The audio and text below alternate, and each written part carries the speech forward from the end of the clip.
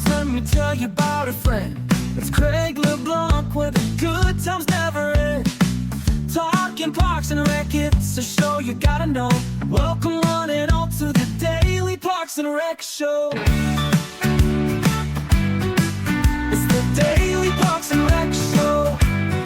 In my experience, where the biggest disconnect has come from, and something that I've tried to combat, is the folks that are in leadership in Parks and Recreation interacting and engaging with your part-time employees, your seasonal employees, them seeing and talking to and interacting with people who have spent years in the profession, that can kind of tell them stories. I think that goes a long way with, the kid who's 15 or 16 years old, realizing there's a path upward in this profession. All right, we are live again. This is Craig LeBlanc with the Daily Parks and Rec Show. We are part of DPRS Media Network, the only media company creating constant content for the Parks and Rec industry. Aspirationally, we're looking to create a 24/7 loop similar to what you see on ESPN, all talking about Parks and Rec, because Parks and Rec, in my opinion, is one of the best untold stories here in America. And so we're here to help tell those stories. And one of the great stories that we're looking to highlight today is of Eric Smallwood out in Mount Holly, North Carolina. He's the director of a small community over there that's got a really big event coming up this weekend. So I'd like to talk about his art festival, because we all have festivals that are sometimes these behemoths that we have to run each year. And it seems like the local community descends upon your Parks and Rec department to do countless festivals that y'all are running. But before we bring him on, I just wanted to highlight all the other shows that we produce, which we've got shows that have been in production for well over a year. And then we've got shows that are just starting. And then we've got a whole group of shows that we'll be bringing on later on this year, all speaking about different parts of Parks and Rec. And so as a great example, we just recently launched a whole show every week just on aquatics every Friday. And so if you're an aquatic specialist, that's a great show for you to listen to, because from what we've seen, I think it's the only aquatic show for municipal government in the country, maybe in the world or in the whole universe. And so it's just a great way for you to understand at a deep level all the different parts of Parks and Rec. And so let me run through the shows real quick. Every other Monday, we produce something called Smart Parks Forward with David Ramirez. And it talks about how cities are becoming smart cities, talking about how we're tying our infrastructure to the internet so that we can control them all from a smart pad or a desktop. And it just seems like there's so much technology coming into our life, and Parks and Rec is just part of that, there's a lot of AI tools, software tools, and hardware infrastructure. So having a show dedicated to that, we thought was really important. So that's on the second and fourth Monday of every month. Then on Tuesday, every single week, we talk about on the Military Rec Show with our host, John Prue, who's been in military rec for over 40 years. And that show immediately follows this show. So stay tuned. If you're in the military or you've been on a military base and participated in some type of programming or volleyball or swimming or basketball, there essentially is a Parks and Rec department embedded in every single military base globally, over 300 military bases. And that's kind of the topic of John's show. And that's still a very big part of Parks and Recreation. Then on Wednesdays, we produce two shows, one for the mental health equation and how Parks and Rec plays in creating thriving communities through mental health. And so that's on the first Wednesday of every month with Thomas White. And then on the second Wednesday of every month, we produce something called the Rec Room. And this is where Henry County, Georgia, has volunteered themselves to take a specific topic that a Parks and Rec professional or department might face. Let's say it's festivals, or let's say it's master planning. And then they bring in all the stakeholders from their department and just really dive deep into master planning or aquatic centers or running rec sports. And you get to kind of pull back the curtain and see how a well-run Parks and Rec department handles these issues on a very granular level. And so that's on the second Wednesday of every month. That's at 1:30 p.m. Eastern. I forgot to talk about this show. So this is the leadership series where we find Parks and Rec professionals and just hear their story in their life, their career, why they got into Parks and Rec. And so that's a Monday through Thursday show. That's the one you're on right now. Okay, so then let's go to Thursday at 1:30 p.m. Eastern. If you're in rec sports, so if you're an athletic director or a coach or a pro athlete or a D1 athlete or somebody where, youth sports is kind of your thing, Aaron Locks has been doing that for over 40 years. And so I'd say he's one of the greatest masters when it comes to that. And he has a huge network of really good athletic directors and coaches and stuff that he brings on the show. So that's a really important topic in Parks and Rec, because most of the time when you're mentioning Parks and Rec, a baseball field with coaches and kids and parents, that's what is top of mind. Even though Parks and Rec does infinitely more stuff, that's a big one. So we have a show dedicated to that every week, every Thursday with Aaron Locks on the Youth Sports Mastery Show. Then if you're a young professional and you're new to this industry and you don't know which way is up, because it's kind of like drinking from a fire hose, I think I can talk to every director across America and we can remember those early days. And it was just like, what have I gotten myself into? It seems like I've got to get good at master planning and programming, and I got to run this graveyard now. What does that look like? Or some type of farmer's market. And so it can be a lot of chaos, and maybe that chaos never stops.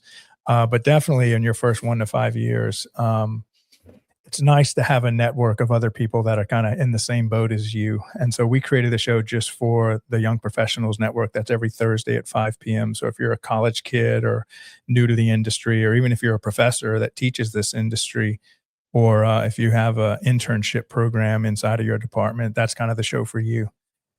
All right, so then that brings us to Friday, 2 new shows. We have the Director Pepper Club, and this is a nice network of directors out in California that have it's a great little club started with Jonathan Skinner, who's the host of that show. And so that's our newest show that we launched. I think last week was our first show. So that's a really fun show, and it's just a bunch of directors just chatting it up about what it means to be in Parks and Recreation.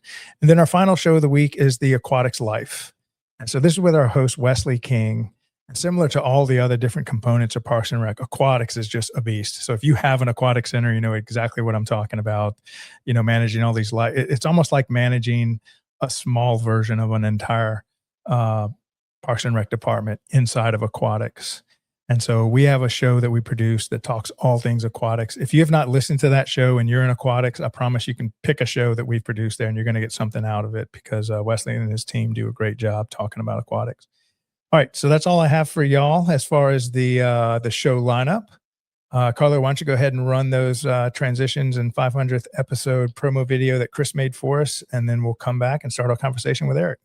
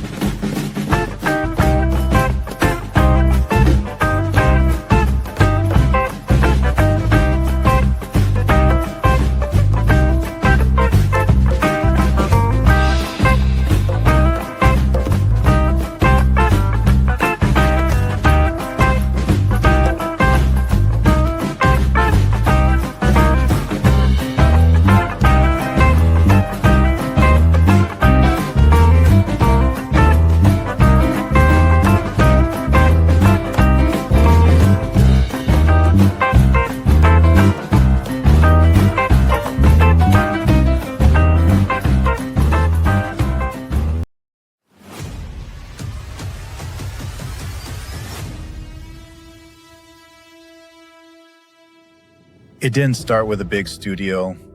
It didn't start with a massive audience. It started with a simple idea. One conversation, one camera, one episode. Back then, DPRS Media Network was just a vision. No guarantees, no roadmap, just a purpose. To tell stories that mattered. Stories from the Parks and Recreation community. Stories of leadership, passion, impact, and the people making a difference every single day.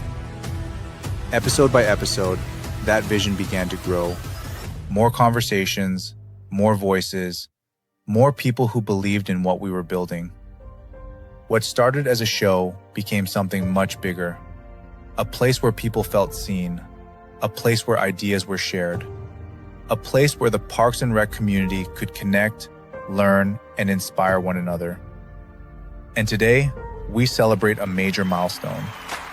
500 episodes, 500 stories, 500 moments, 500 reasons to keep moving forward. But this is not the finish line. This is the beginning of our next chapter. In the months ahead and in the years to come, DPRS Media Network is growing into something even greater. We are building something truly special for the Parks and Recreation community. Something designed to bring people closer, to create stronger connections, to open new opportunities, and to continue serving the people who inspire everything we do. We are also expanding our reach through new partnerships, working with organizations who believe in our mission, partners who share our vision for community, leadership, and impact. And beyond the screen, we're showing up in more places than ever before, attending conferences, meeting leaders face-to-face, building connections that strengthen our community. Because DPRS has never been just about content. It has always been about connection.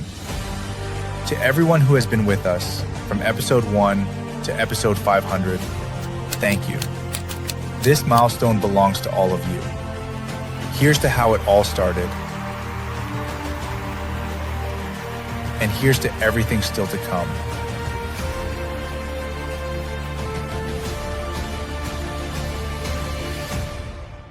The future of All right. So let's say you got a big festival coming up this weekend. Hopefully the weather holds for y'all. Yeah, it looks a lot better than it did when we were supposed to have it 2 weeks ago, and it got rained out. Yeah. Yeah, we're looking at sunny skies and warm weather this weekend in North Carolina, so that's perfect. Oh, fantastic. That's good to hear, because I know a lot of times that's the most unpredictable part of running a festival or a special event is you just can't control the weather. Yeah, I mean, you can only roll with it. You can't change it at all, so you just Right. kind of got to go with the flow. Yeah. All right. Well, let's dig a little bit into your background. How did you discover or get involved in Parks and Rec? As even back earlier when you were a high schooler or just a kid, were you involved at all at that age? I was. So, when I was in high school, my first summer job was a sports official. It was baseball in the summer, basketball in the winter, and kind of a camp counselor, playground manager, if you will, sometimes during the day in the summer. So I grew up in rural Eastern North Carolina, and we only had one county department for everybody in our county. So at that time, I didn't even think that Parks and Recreation could be a profession that you could go in. I just thought it was something that, you did in your spare time, to be honest with you. Yeah. Yeah. So when did you kind of discover it as a career path? I think it was when I was kind of on the back end of my college career. I have my degree in sports management, and so I knew I wanted to go into the sports world, but some of my older friends who had graduated a few years before me were kind of getting into the Parks and Recreation profession, and just staying in touch with them and kind of learning what they were doing after school is when it really hit me that this is something that you can do full time for a career, and make a good living and impact doing. Yeah. Where do you think the disconnect comes from? Because it seems like, well, I know this for a fact that Parks and Rec departments typically are the largest first employer in their community. So like your first part-time job typically is as a lifeguard or as a summer camp counselor or working concession stands or even like reffing, the little soccer league or something. And yet, even though they've been sitting under us for 4 years as a high schooler, it just never clicks that I could do this as a full-time job. Maybe where do you think the disconnect's coming from, and how can we do better as an industry of highlighting the career? Yeah, I think that in my experience, where the biggest disconnect has come from, and something that I've tried to combat, is the folks that are in leadership in Parks and Recreation interacting and engaging with your part-time employees, your seasonal employees, and even your new hires just kind of coming fresh out of school. I think that them seeing and talking to and interacting with people who have spent years in the profession, that can kind of tell them stories and Yeah. kind of explain what I'm explaining right now. I think that goes a long way with, the kid who's 15 or 16 years old, realizing there's a path upward in this profession. So I've tried to kind of do that. And I don't know if it's helping or not, but I know that when I was in their shoes, I didn't realize that there was anybody other Yeah. than the one person I was reporting to that worked in Parks and Recreation. Yeah. Yeah, because it seems like every summer, let's say you have a summer camp that you're running, there is a point at which you're training your summer camp counselors. And it seems like if the director could attend that meeting and for 5 minutes just talk about the career path, that would be like a great opportunity for them to just present the industry as, hey, I get a lot out of this. I've dedicated my life to it. It means a lot to me. Did you know you can get a full-time job doing this kind of thing? Yeah. Yeah. It's so easy for high school kids and teenagers to kind of have that tunnel vision. So, Yeah. even Yeah. if you're in a department that has a lot of tentacles out there, if you're only doing athletics, it's really easy to think that athletics is all that Parks and Recreation is, or aquatics or something like that. So I agree. Getting those folks together and talking to them goes a long way. Yeah. Yeah. Cause I mean, I guess it's just no miracle that a kid wants to be an engineer because their dad's an engineer, or a kid wants to be a nurse because their mom's a nurse. But it's just because I don't think kids are rejecting the career path. They just don't even know about it. And so I think that's where the industry is kind of losing is I don't want to say irrelevance, but it's like they're just hidden as a career path within every community, just like operating in plain sight. Nobody knows about them.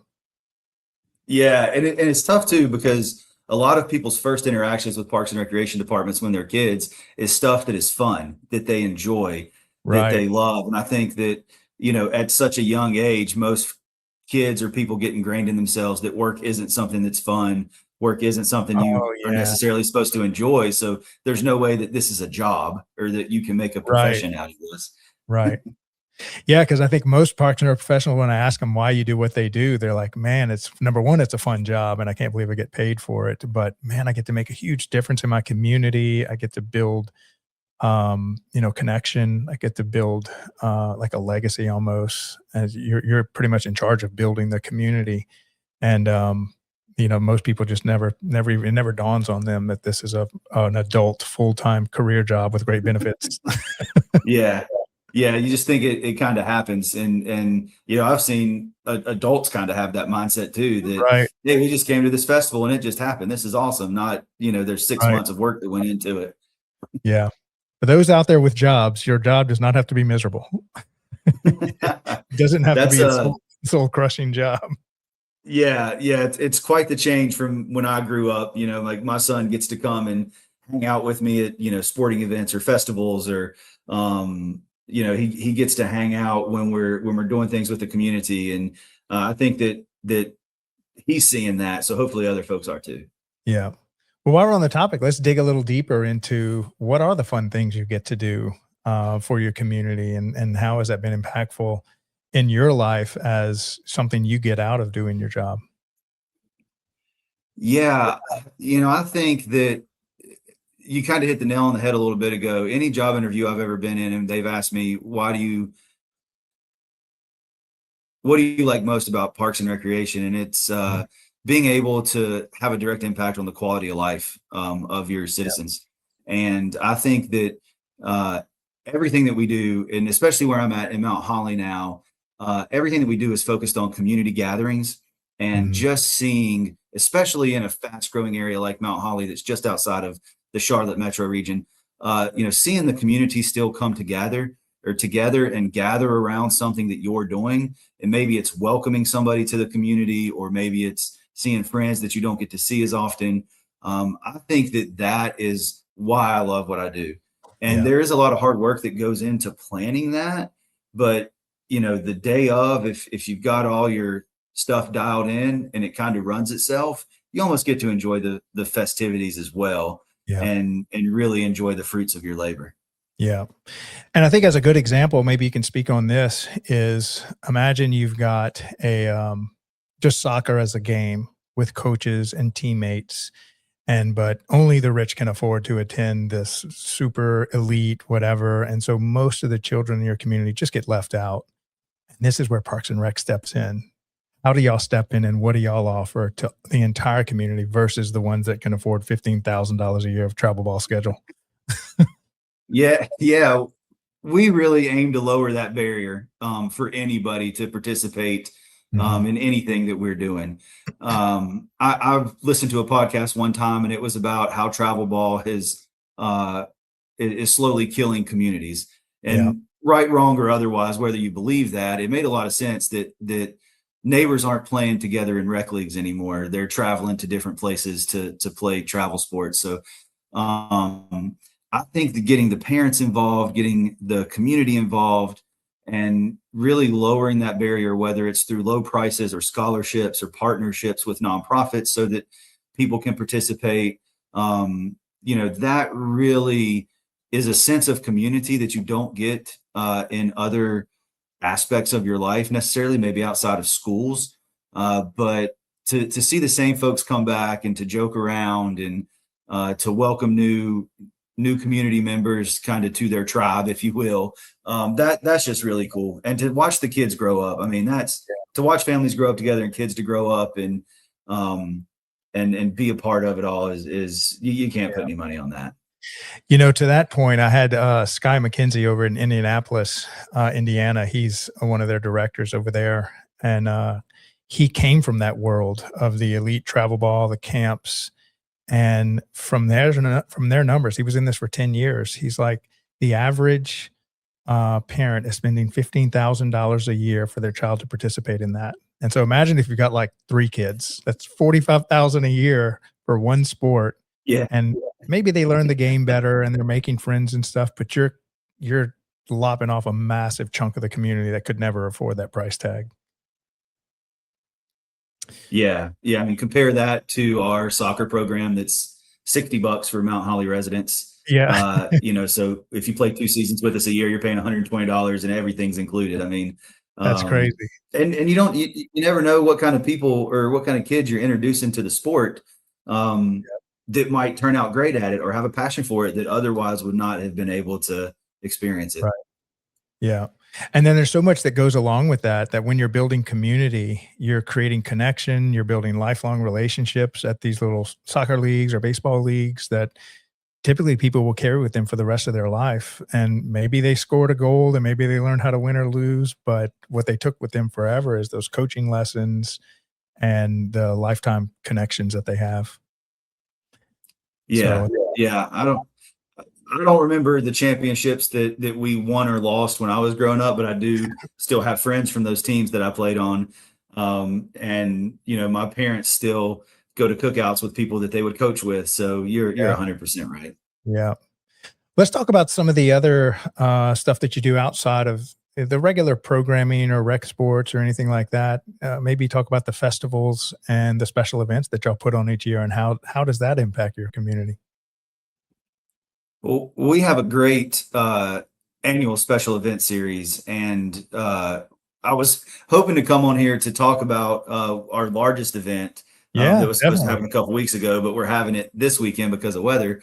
And we have just really in Mount Holly tried to lean into what is ingrained in our community when we're focusing on our events. We have a strong art presence in our community. We have a strong nonprofit presence in our community, and we really want to work with everyone to try to build everything up instead of compete with each other. So we have a huge art festival that's coming up this weekend with performances from local schools, from regional acts, local artists that will be selling their art, also doing interactive art. And we're going to have a lot of community art initiatives, mural initiatives, string art, things like that they can be involved in. And I think that when you try to emphasize what's already ingrained in your community, you just get that much more buy-in from your citizens. And you get the people with shared ethos that want to help you. So we do a monthly concert series in downtown. We close the street down and have a few thousand people out there on Friday nights. Our nonprofits use it as a fundraising opportunity. Our local businesses kind of have their best nights of the summer on those Friday nights, whether they're selling food or drinks or anything. And then as we kind of shift out of summer and into the holidays, starting kind of with Halloween, we have a pretty unique event called the Pumpkin Piddle Paddle. And Oh, nice. that's really, yeah, that's really cool because we have a large paddling community in Mount Holly because of our waterways. And so what the community does is they carve jack-o'-lanterns and bring them to us. And then we have kayakers that we partner with. We have a big festival in the park. And when it gets dark, we shut off all the lights and we light up the jack-o'-lanterns, and our paddlers kind of paddle them up and down the creek for people to see this mini jack-o'-lantern boat regatta, if you will. Oh, nice. Yeah, and that's kind of exploded. The first year we only had about 12 jack-o'-lanterns donated, and last year we had 60. Wow. So the community's really bought into that. And just another example of really trying to lean into the stuff that's already ingrained in the community with our aquatics population that we have. And then our winter series, we have several markets that operate in the winter. Our Christmas parade is one of the best around, if you ask me. I know I'm a little biased, but we have this really beautiful historic downtown that the parade goes through, and it's just it's that picturesque, like, Hallmark thing that you see. And we do several visits with Santa. So I mean, we really try to be community focused. We understand that we got to have an economic development impact, an economic impact somewhat with our events, but we don't ever want to get so big that our community feels like it's not their events first, if that makes sense. Yeah. This is the first time as you're speaking that I've ever thought about the impact it has on the non-citizens. I guess everybody's a citizen of your community, even the businesses and the artists and stuff like that. But I always think about, the kids and the families and stuff. Speaking to you, it's the first time I've thought about, and maybe you can speak on this, the impact it's having on the local businesses, on the artists. What does it mean to them to have these festivals that they can showcase their artwork or their businesses or sell food? Well, I'll kind of start with the artists first. I think that them having the ability to get out in front of several thousand people in their own community, that means the world to them. They see maybe with our events in a day what they see in 6 or 9 months, typically. And, it also inspires our community that there are these artists, there are these galleries they might not know about, and future engagement with those artists, whether that's commissioning an art piece or wanting to get lessons from them or something. That's really the most impactful thing. But for our local businesses, we really try to be very conscious and aware of how what we do impacts them. And more times than not, it's in a positive manner. We try to let them know when our event schedule is happening as soon as possible so they can order extra supplies or food or staffing, whatever they need to do. But also understanding that, when we close the roads down for our parade, 2 hours before the parade happens for safety reasons, we're impacting them in that way as well. And it's just, it's one of those things where we focus on our citizens, obviously, but we also have corporate citizens and things like that we try to take into consideration too. Yeah, because I mean, you can imagine a lot of these small artists don't have like a studio downtown that you can visit, and so their little tent at your festival might be the only temporary studio they have to be discovered. And so I imagine they lean on this heavily just to get known inside their community. Yeah, and we actually have a few folks in Mount Holly that they're kind of the success story. There's a restaurant that opened called Bolton's Curbside Bakery. They serve smash burgers. Well, they started out as a food truck coming to our events and were so popular that they were able to get into a brick and mortar in downtown. And we also have a gallery that's downtown that was able to open a second story to have 5 studios for other artists in the community that, we were able to connect through our events and things like that. Yeah. Yeah, because imagine they're all kind of networking during those events and getting to know each other and what they do and maybe sharing resources throughout the year, but they all discovered each other at your festival. Yeah.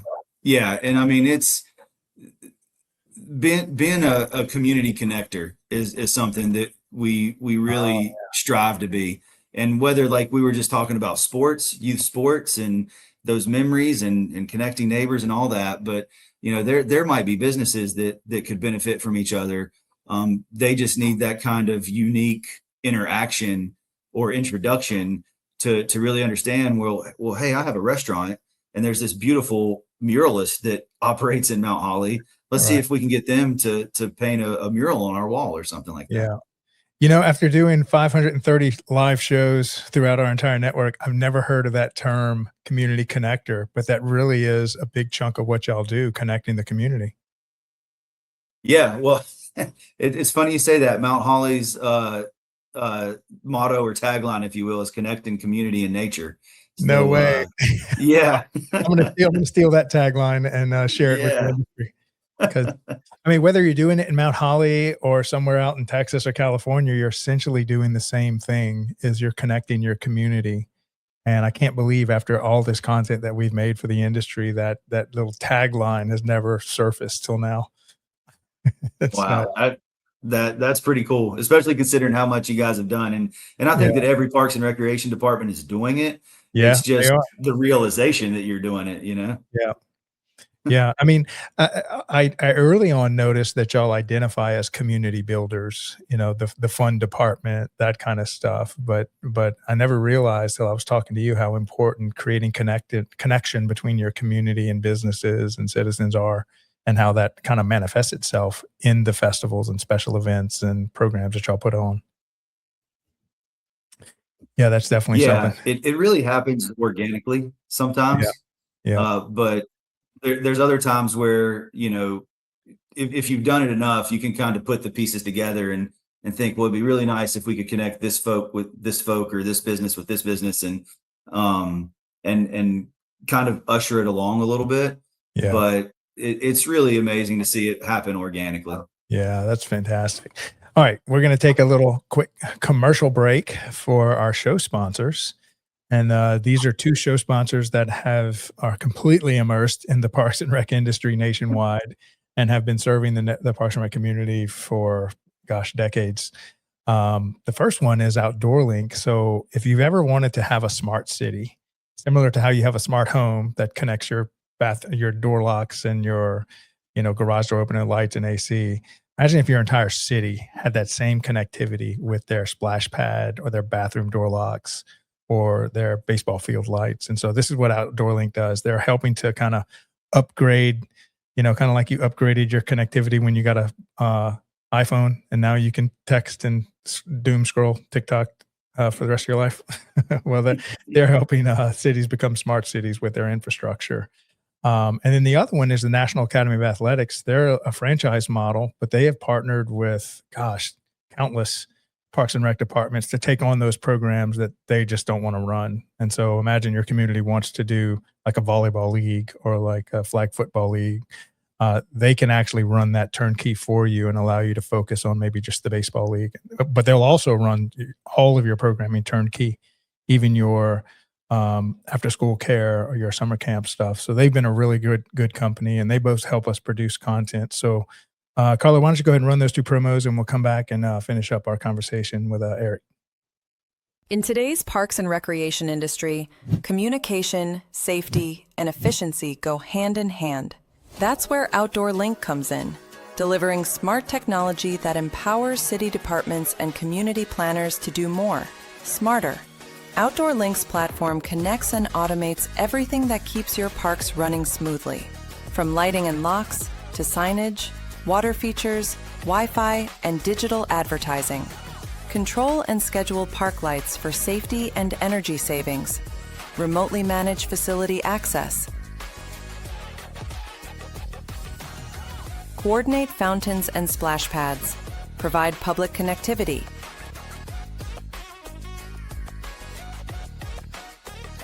All from one simple, unified platform. giving you real-time control, data, and cost efficiency. For parks and recreation agencies, that means safer spaces, smarter resource use, faster responses, and stronger community engagement. And behind every great park story is great infrastructure.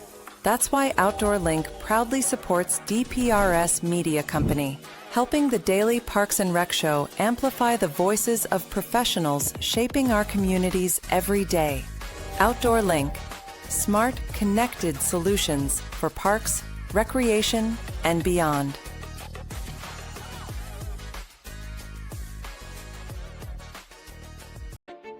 They say it's just rec. Just rec, where kids learn to try again. Just rec, where confidence begins. Where teamwork, effort, and fun matter more than trophies. It's not about perfection. It's about participation. It's not just rec. It's where kids learn to love the game and themselves. It's just rec until they learn teamwork for life. It's just rec, but it's everything to them.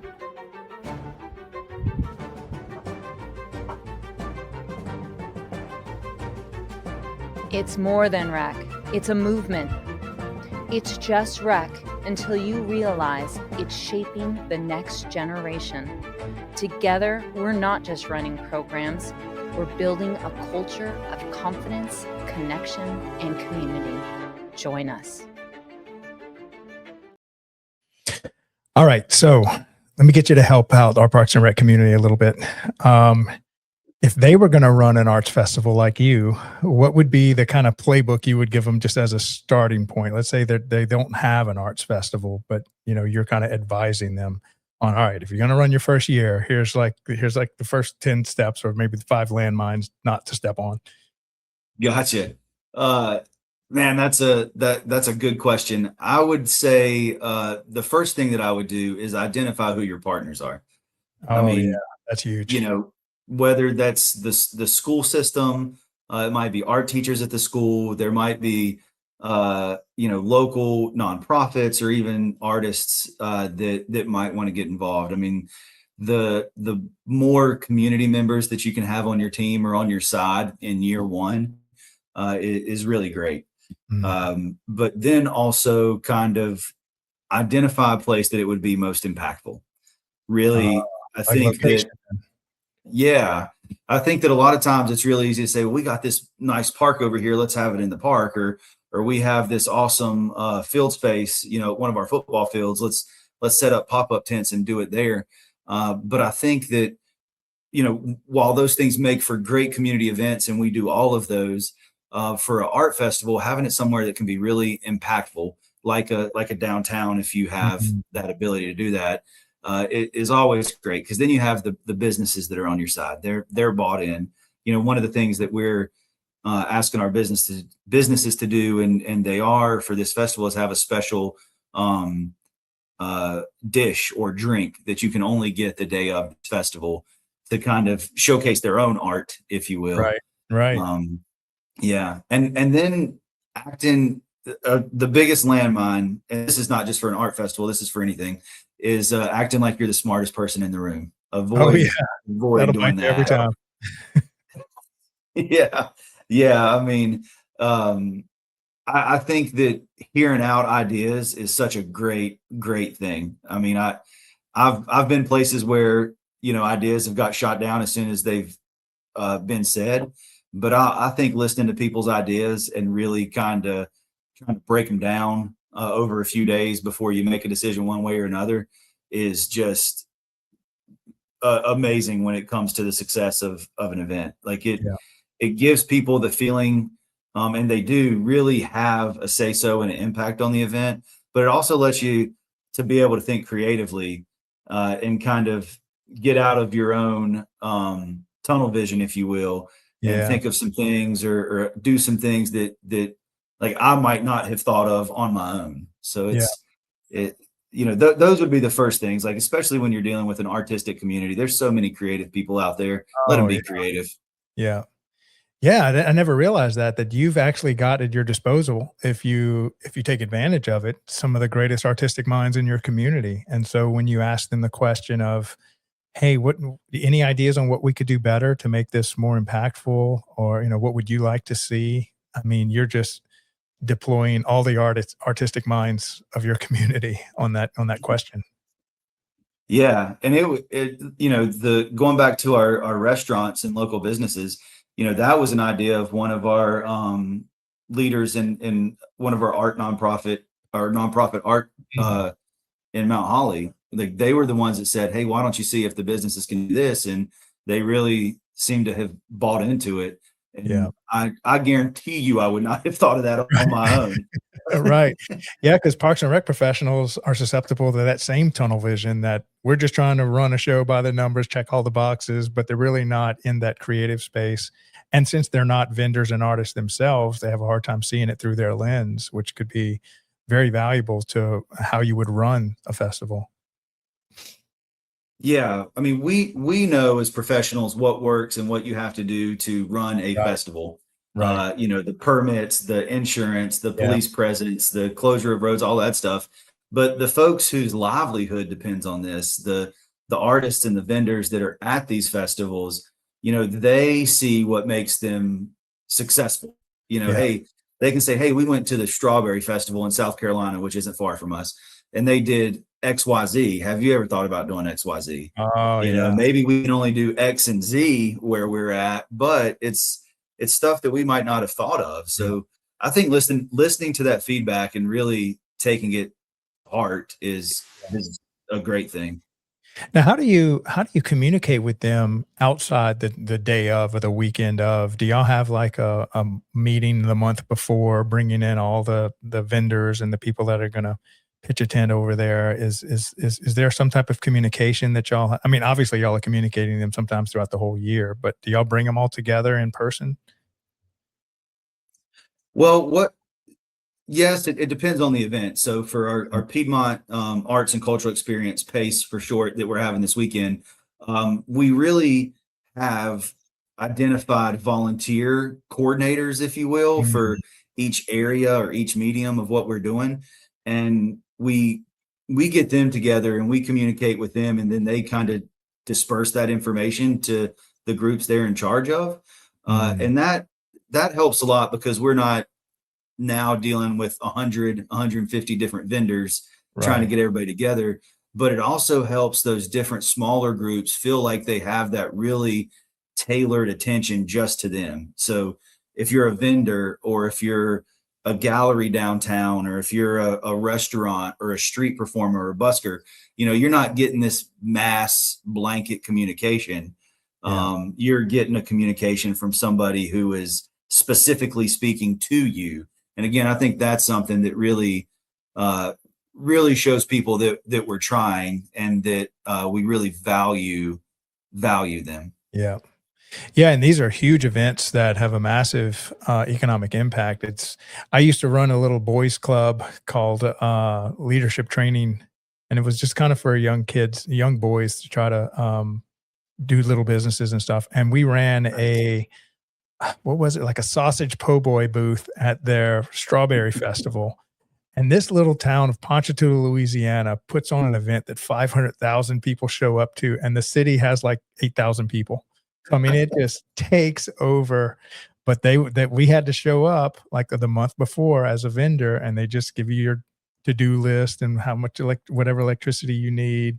But I mean, I was just shocked at how such a small community could build such a massive event. It's a huge economic driver in their community and run by their Parks and Rec department.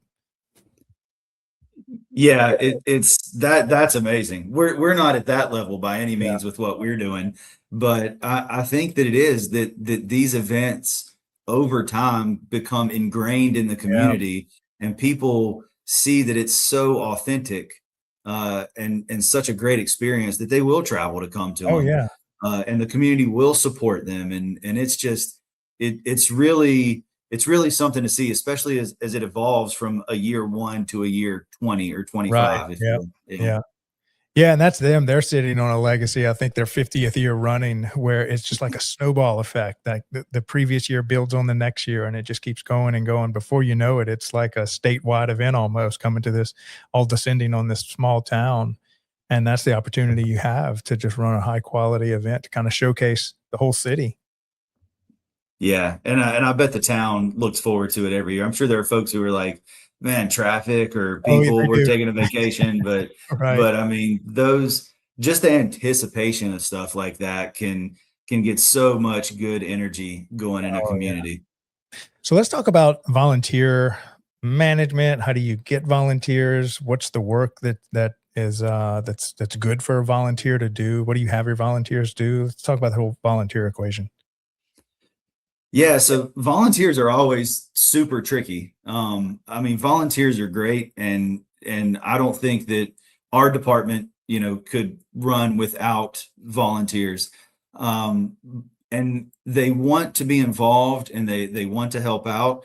And I think one thing that I learned a long time ago that has made me become a better volunteer manager is they also want to be told what to do, which is Mm. kind of opposite of what you think the human instinct would be. Right. But, even when I volunteer somewhere, I want to show up and I want somebody to tell me what I need to do. I don't want to have to try to figure it out. So I think that being very organized, first and foremost, is a great way to get volunteers and keep volunteers. But then, keeping them busy for short amounts of time, 2 to 3 hour windows, and making sure they know what they're supposed to do and what they're doing the whole time, and then also not being afraid to give feedback to them, both positive and not positive feedback. Yeah. A lot of times volunteers don't know that they're doing something wrong until you tell them, and they're not doing it on purpose. But so many Right. times I've seen people get frustrated at stuff like that. um, so I would say Yeah. communication really, and how we solicit volunteers is we um, kind of lean into our nonprofit community, whether that's our athletic association or our Arts Mount Holly or our Arts Council. They already have a good volunteer database, and we just kind of lean into them, and those folks will get involved and help out with what we have going on in the community as well. Yeah. So what are some of the jobs that you kind of earmark for your volunteers during the day of? So this weekend, for example, they're monitoring our community interactive art station. So we have a chalk mural, we have a community quilt that we're doing, we have large scale string arts, and so they're kind of managing that. We'll set everything up day of, but as the community comes and wants to interact, they'll kind of explain what they have to do, give them their supplies, and kind of watch over and see if anybody needs anything. Like our athletic association that we have in Mount Holly, we have a great volunteer athletic association. They actually run our concession stand for us, Mm. and they get to keep all the money they raise out of the concession stand as a fundraiser. Sometimes they'll help us host state tournaments. They'll run the gate, or they'll be in charge of refilling the water, things like that. And I think that giving volunteers, especially at events, things to do where they feel like they're working, but they can also engage and interact with the event, Oh, yeah. like the community art projects, like kind of being involved with a baseball game or something like that. I think that's that best of both worlds where they almost forget they're volunteering because Right. they enjoy Right. doing it so much. Yeah. It got me thinking, when you have these big festivals, like a great example might be a lot of the vendors just need ice. And so you could maybe partner with like the local Boy Scouts and said, all right, y'all's job is to get everybody ice and you sell it to them for 50 cents a bag and y'all get to keep that for your little local Boy Scout stuff. Are there kind of partnerships y'all look for like that to partner with nonprofits that have the volunteers and you have a job and y'all kind of make the match there? We do. So this is not going to be a good segue from Boy Scouts, but Right. at all of our concerts, for example, we partner with our nonprofits to do the beer tent. So Uh, they'll sell alcohol with other beverages, and they're the only vendor they're allowed to sell it. So they kind of use that as a fundraiser. yeah. And then for our senior dinner and our community dinner that we did a few weeks ago, our Boy Scouts and Girl Scouts, they'll come out and they'll help serve at those events, but they'll also help kind of clean up or bust the tables, Mhm. if you will, and hand out door prizes as we're drawing numbers out. So I think there's a lot of great ways to get creative and to help these organizations fundraise. It's just, again, not immediately shutting the door when an idea is proposed to you. Because I'm guilty of that. I almost did that when our athletic association wanted to run the concession stand, just because it's such a massive undertaking for a volunteer organization to do that 6 days a week. But we talked it through, and they had a great process lined up, and it's worked out amazingly this spring. Yeah. And the way I hear you talk about running these events, scheduling, everything you're doing for it, you'd think that was the only job you had in Parks and Rec. But it's just like a small portion of what you do. How do you kind of compartmentalize? And then how much of your personal time and then even your team's time is dedicated to festivals, special events, stuff like that? Well, I have an absolute amazing staff. We have an excellent event staff, athletic staff, maintenance staff, and they do the bulk of the work. And I kind of just step in to put out fires or to provide some guidance. So, we have staff whose time is dedicated solely to event planning, execution, athletic program planning, execution, summer camp, things like that. Which is great because that allows me time to do more of the long range planning, kind of bigger scale projects. And it's really nice because there's a good mix in Mount Holly. We're big enough to where those opportunities are available, but we're still kind of small enough that if I want to get out, on a baseball field at a summer camp and kind of play around, I have the time to do that. Or Saturday, I'm in charge of the food truck alley at our event. So I'll be kind of cutting it up with the food trucks all day Saturday. Yeah. Yeah. It's almost like all Park and Rec directors have like a day job of running the park systems, keeping them clean, keeping the grass cut. And then they have like a nights and weekend job called festivals and special events. Yeah. It's almost like a side hustle. Yeah, but it's nice though. And I think that it's one of the things that I've enjoyed the most about this profession is like Saturday, my family's going to be there. They're going to hang out with me. I'm going to be working. Right. I'm still going to get to hang out with them and see them and interact with them. I'm not going to be stuck inside of an office all day Saturday, in front of a screen or anything like that. And that makes it so much better when you're putting in nights and weekends. Yeah. All right. So let's dig into your why. Why have you continued to choose Parks and Recreation as a career path, and what has it meant to you, and what difference are you seeing that you're making in your community? I think that's a great question. I think that, my why is the impact that we have on the community. I think that there is an immediate impact, things like sports seasons that happen, or events that are happening this weekend. Just those things that you come home after those are over. And I say this, like, you come home after those over, you just feel good about what you did. Yeah.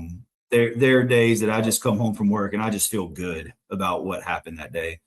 But then the long-term impact, I think, is what, I'm going to sit back 20, 25 years from now and really be proud of. And that's conserving green space. That's building parks that are going to be here for decades for families to enjoy. And that's introducing new things to new people. There might be folks who have never walked on a trail before because they've been scared, but we made it very accessible with a low barrier of entry in a park where they feel safe. And so now that person loves hiking on trails, or they love riding bikes, or they love kayaking. So I think that's going to be the thing when I retire, if I retire ever, that I can say, like, I had a hand in that 20, 30 years ago, and it's still here. And the people who were toddlers, when that was built, are now bringing their toddlers to come and enjoy it. Oh, I love that. All right. So this tees us up perfect for my next question for you. Imagine you're the spokesperson for the Parks and Rec industry of America, and you're sitting in front of you are all these college kids that have no idea this industry even exists. What would be your message to them as to why they want to consider this industry as a career path? Oh man.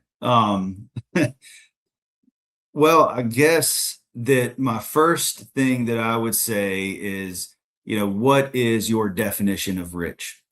If Oh, your love that. definition of rich is the size of your bank account, then perhaps this isn't for you. But if your definition of rich is how fulfilled you're gonna be every day when you come home from work, if your definition of rich is the impact that you're going to have on your community or even the world, with conservation of green space, with making communities healthier, with protecting our wildlife, with making people smile, then this profession's for you. I mean, you can make a great living doing it. You can not just living as far as money's concerned, living from raising a family, living from being fulfilled, living from being happy. You come home more days than not saying, man, that was a good day. And I just don't know many jobs or many professions where the majority of the days you come home, you say that was a good day at work. Man, Chris, you need to clip that one. Chris is our video editor, where he's trying to help tell the story of Parks and Recreation. And Eric, I'm not just telling you this because you're on the show live. That is probably the best response I've ever gotten that I've asked that question. Like, you summed it up as to now I start to see why Parks and Rec professionals just hang on to this career and never let it. Like you said, we're never going to retire, or Parks and Rec professionals try to retire, but they usually get pulled back in. Yeah. Maybe at some point I'll like just be the guy that cuts the grass. I think that's when I'll be like that's Yeah. when I'll know I've made it, when that's all I can do. Yeah, yeah, yeah. Why does that kind of pour into so many people? Because I see, half the workload in Parks and Rec is just maintaining the facilities, keeping them beautiful, keeping them ready to go for the next event. And you've got a ton of very quiet Parks and Rec professionals just every day showing up, keeping this ship running, and they love it. And I even see Parks and Rec directors saying, "Man, after all this is said and done, I think I might just want to go hop on a lawnmower and contribute to the work they're doing." Yeah. Yeah. We have an all staff meeting once a month, and you know, my maintenance guys are the best. I mean, they're great Yeah. spirits. They do a great job, and we always kind of do an icebreaker, and it always amazes me. Some of the times they say that the people just stop them and talk to them in the park and talk about how nice it is, Wow. or how much they're enjoying the smell of fresh cut grass, or fresh paint on our dugouts and stuff like that. And so I think I think that's super impactful when people go out of their way to say stuff nice to you, Yeah. because they're the most sincere about it. Otherwise, they just wouldn't say anything. Yeah. Fantastic, man. This has been a great show. I think we're going to get some good B-roll clips out of this one. I might Well, I nominate you. appreciate it. Might nominate you as a spokesperson for the industry. Hey, I would love to do it. All right. So one of the things we have at the end of our show is we have a question left for you by our previous guest. And so this question for you comes from Sky McKenzie, who was yesterday's guest. And it is, where do you see yourself in the next 5 years? And what impact have you made in your community? In the next 5 years, I see myself still being the Parks and Recreation Director for the city of Mount Holly. But I think the impact that I hope to have, and I will have on the community, my staff will all have, is making sure there's something for everybody. Whether you're a kid, a teenager, an adult, or a senior, an artist or an athlete, a gamer. I think that the industry is going to evolve as it always has, and we're going to evolve with it and make sure that everybody feels like they have a place at Mount Holly Parks and Recreation. Yeah. Yeah. This industry really does a great job into not leaving people behind. I mean, that really is one of the great parts of the culture of Parks and Rec is, what little single mom families or what, poor children or what, elderly are in our community that we're just not helping and they have no community but the ones that we create. It seems like y'all are always on the forefront of making sure that the entire community gets served. That's one of the beautiful parts of working in Parks and Rec. I All I right. agree. We're about to have a regional art festival this weekend, but 25 years ago when I started in the profession, art as part of Parks and Recreation was almost unheard of at that time. Yeah. Yeah, and that is a super flexible industry. So, like you see similar with arts, you see the gaming community and Parks and Rec departments building these little gaming studios so the little gamers can come in that might be horrible at sports, but they'll come and, come to your community center and play games online and stuff. And so the industry is super flexible and always kind of adapting to the current times. Yeah. Yeah, and I think we'll all continue to do that too. Yeah. All right. So what question would you like to leave for my next guest? Oh, for your next guess, looking back on your career, no matter where you're at right now, what are you the most proud of? Oh, that's a great one. What are you? All right. So I'm curious, what's your answer to that question? What am I the most proud of? Yeah. Probably, oh man, let me think. We built a park that involved about 12 different external partners. And it was the county, the schools, EMS, nonprofits. And we preserved 50 acres in a rapidly growing area for mountain bike trails and for pedestrian trails. And I think that right now I'm the most proud of that. I mean, that getting all of those partners together, everybody on the same page, we made something that was inaccessible, completely accessible to everybody. And I think that that's something that's going to change the area that it was built in, and it already has, but it will continue to change it. Oh, and that's beautiful because I mean, you can look back watching your grandkids play on that park that you built, when you were a younger man, and it'll go on probably long after you're dead and gone. Talk about a legacy. That's That's the hope for sure. right. Yeah.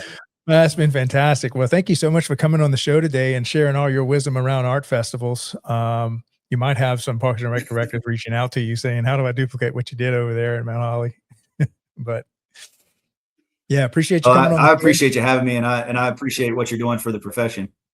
Yeah, well, we'll definitely keep it going. And good luck with the arts festival. Hopefully the weather holds for y'all and y'all have a good turnout. Thank you. I appreciate it. Fingers are crossed. That's it. Take care, Eric. Have a great rest of your week. Thanks. Thank you Bye-bye. too. Bye. All right. So that was another great show. Man, Eric, you just nailed it. That was such a great response to that question that I often ask. If you were the spokesperson for the industry and you're sitting in front of these college kids that have no clue about this industry even existing, what would be your testimony? So, Chris, you need to go make a little promo just on that. That was an amazing answer. And I think sometimes those answers, they're in all of us, but we just never had a chance to really think deeply about um, sitting in front of a group of college kids and just sharing the love you have for this industry and what it's meant to you and why you show up year after year doing it. And I love how he said, what did he say? He said, what's your version of being rich? And so if it's a bank account and you just want to grind yourself to the bone in some cog in a wheel in some big for-profit company, then yeah, maybe you can make a little more money in that. But how are you feeling coming home every day? And are you really looking forward to going to work? Because by the way, I get a lot of fulfillment out of showing up at my job, building community, creating connection, creating parks that are going to last for 50 years. And that's what I get to do as my day job. And that's such a great summary of why this profession means so much to Parks and Rec professionals. And after how many shows I've done, that to me, that sums it up better than any that I've heard so far. So great job on expressing that and putting those words together for us. I think we're going to try to get as much mileage out of that one as possible and share that with the rest of the world. Because I think, the Parks and Rec community knows it. But I think the rest of the country doesn't.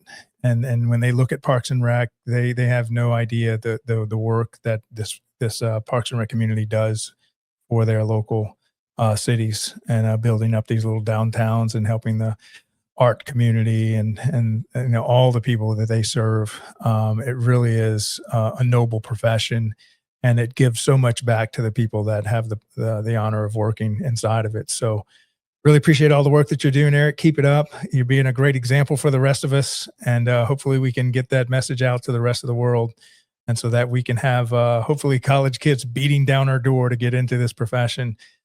Because there is a profession out there that actually gives a lot back to you aside from just great benefits and a paycheck. You get to go home at night knowing that you're just making a massive impact on your community. And especially when a lot of people would get left behind if you weren't doing this work. And so hats off to the industry, man. Y'all are doing a great job. And I'm so honored to be able to create a media company for this industry to help tell that story, because it really is an amazing story that's going on right up under our noses. All right, so hang tight. We have got our next show, the youth, today's Tuesday. We have the On the Front Line with John Prue. He does a show every single Tuesday on Parks and Rec inside the military bases and for our troops. And he's been doing this for 40 years. I mean, this guy's got more connections in that world than I think anybody on planet Earth. And I was honored that he would want to produce a weekly show with us. And so that's every Tuesday, 1:30 p.m. Eastern, On the Front Line, the Military Rec Show with our host, John Prue. And so if you know anybody that's in the military or that is doing a great job in this, please reach out to me on LinkedIn. We'd love to, similar to how we brought Eric on the show, and he's showing us how he does Parks and Rec in Mount Holly. There are countless Parks and Rec professionals in the military that are doing the same thing on base. And so we would love to highlight their journey and their story and what it means to those soldiers globally that have some type of relaxation going on in the environment that we put them in. And so it's just a great show, great story. And that's every Tuesday, 1:30 p.m. Eastern. That's going to be starting here in just a few minutes. So hang tight, and we will start that show here soon. And that's a wrap. Carlo, you can go ahead and close us out. In the parks and recreation industry, attention is limited, but influence is everything. Every day, thousands of parks and recreation professionals make critical decisions. Decisions on infrastructure, programs, technology, and vendors. The question is your brand part of that conversation? DPRS Media Network was built to answer that question. We are a dedicated media ecosystem focused exclusively on the parks and recreation industry in the United States. Through a network of daily and weekly shows, we inform, connect, and influence this audience. Our distribution spans multiple platforms: LinkedIn, Facebook, YouTube, X, Instagram, plus email campaigns, newsletters, podcasts, and live event coverage. This is not a single-channel strategy. It is a multi-platform media engine.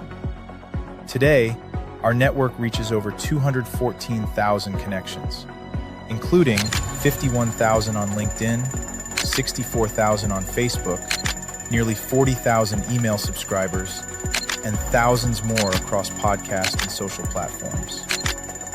While some audiences overlap, our true value is not just reach, it is relevance. We speak directly to parks and recreation directors, program managers, and industry leaders, an audience that is highly targeted and actively engaged. Through DPRS Media Network, your brand integrates seamlessly into this ecosystem. Through sponsored show segments, targeted advertisement placements, podcast features, and host-read promotions, even custom branded content. Not as interruptions, but as part of the conversation. And we don't just operate online. We attend over 15 major parks and recreation conventions each year, reaching more than 24,000 professionals in person. Through live shows, interviews, and on-site media coverage, we position our partners at the center of the industry. Every piece of content we produce is amplified across our entire network. Multiple shows, multiple hosts, multiple platforms. Your message doesn't appear once, it multiplies. This is more than advertising. It is strategic positioning within a trusted media network built specifically for the parks and recreation industry. If your goal is to reach decision makers, build credibility, and stay top of mind, then it's time to partner with DPRS Media Network. Apply for partnership or sponsorship today. Let's position your brand where the industry is already paying attention.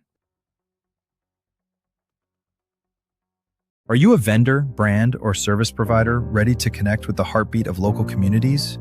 At DPRS Media Co., we tell the stories shaping parks and recreation across America. Through podcasts, live streams, videos, and newsletters, we reach frontline leaders, city directors, and decision makers every single week.